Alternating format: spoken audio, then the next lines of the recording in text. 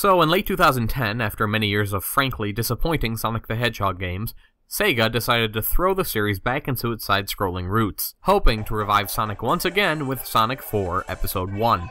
Unfortunately, they didn't quite succeed, and now that it's on the Android, we can see why.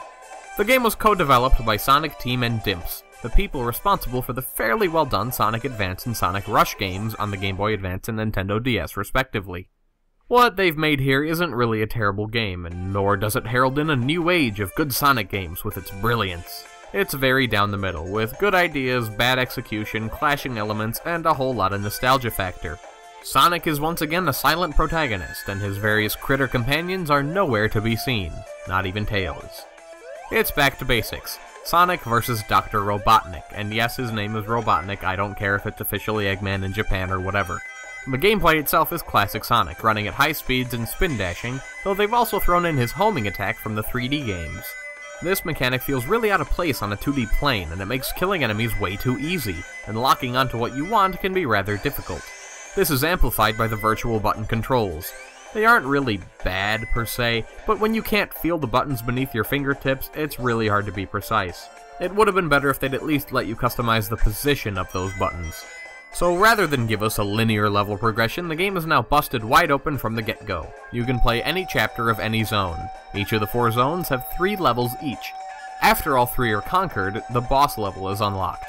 The game has some serious design flaws though. The level design often brings the game to a confusing standstill.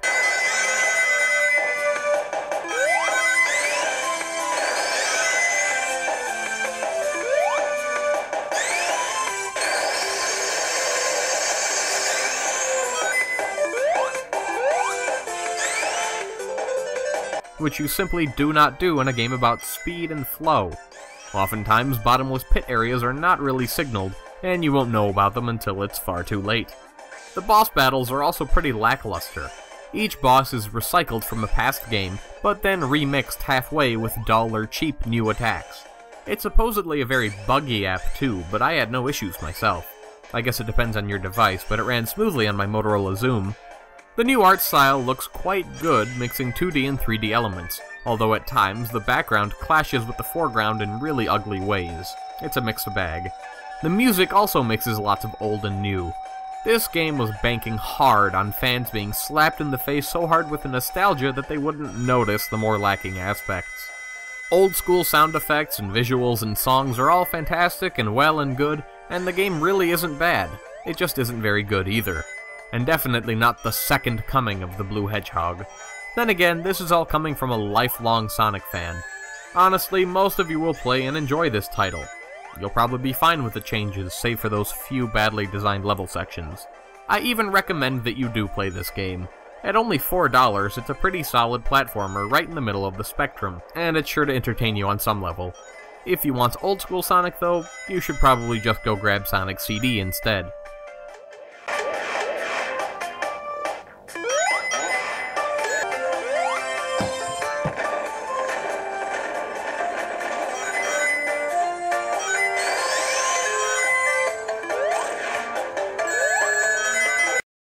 This has been Andrew with Appolicious.com, helping you find mobile apps you'll love.